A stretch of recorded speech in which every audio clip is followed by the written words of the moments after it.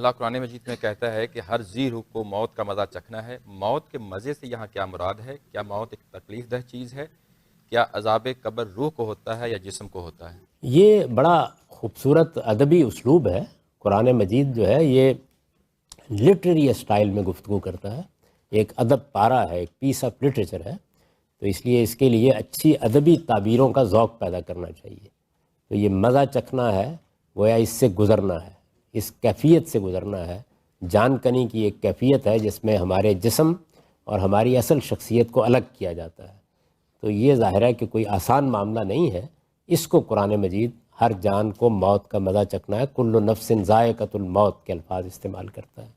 تو یہ ایک لٹری تعبیر ہے، ادبی تعبیر ہے جس میں موت کے آنے کو بیان کیا جاتا ہے۔ جہاں تک اس چیز کا تعلق ہے کہ موت کے بعد کیا معاملہ ہوتا ہے، تو ایک تو وہ معاملات ہیں جزا و سزا کے جو قیامت میں ہونے ہیں، اس کو تو قرآن مجید نے بڑی وضاحت سے بیان کر دیا ہے۔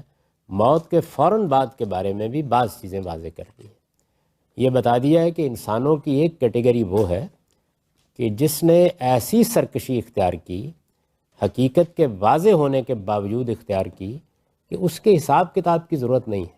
مثلا فرعون، مثال کے طور پر نمرود، مثلا ابو جہل، کہ جو اس طرح کے لوگ ہیں، تو اللہ تعالیٰ کہتے ہیں کہ ان کا معاملہ دنیا ہی میں واضح ہو گیا، ان پر دنیا میں بھی عذاب آیا۔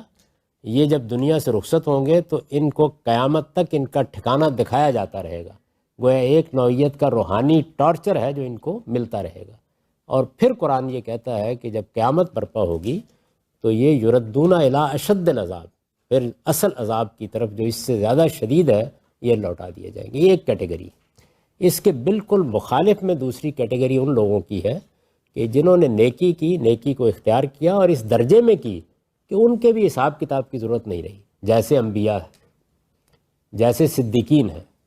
اب سیدنا ابو بکر صدیق رضی اللہ عنہ ہے، مثال کے طور پر میں عرض کر رہا ہوں، بہت سے دوسرے صحابہ ہیں، تو ان کی شخصیت اتنی روشن ہے کہ یہ صاف معلوم ہوتا ہے کہ معاملہ واضح ہو گیا۔ جیسے حضور نے اپنے بعض صحابہ کے بارے میں کہا کہ میں ان کو جنت کی بشارت دیتا ہوں، تو ایسے لوگ کہ جن کے حساب کتاب کی ضرورت نہیں رہی، واضح ہو گیا، انہوں نے وفاداری کا حق ادا کر دیا، کسی اللہ کی راہ میں نکلے اور اس میں اپنی جان تک دے دی۔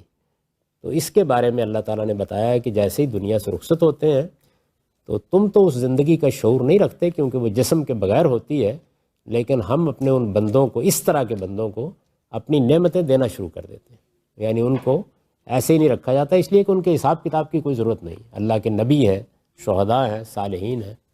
تیسری کیٹیگری ہے ہمہ شمہ کی، نیکی بھی کی ہے، برائی بھی ہو گئی ہے، کسی موقع کے اوپر ایمان کی کیفیت میں رہے، کہیں خرابی پیدا ہو گئی، ان کے حساب کتاب کی ضرورت ہے، تو ان کو سلا دیا جاتا ہے، قیامت میں اٹھایا جائے گا، حساب کتاب ہوگا، پھر ان کے لیے جزا و سزا شروع ہو جائے گی۔ یہ ہے قرآن مجید کا جواب۔ باقی جو لوگ قصے آپ کو سناتے ہیں وہ کہانیاں ہیں۔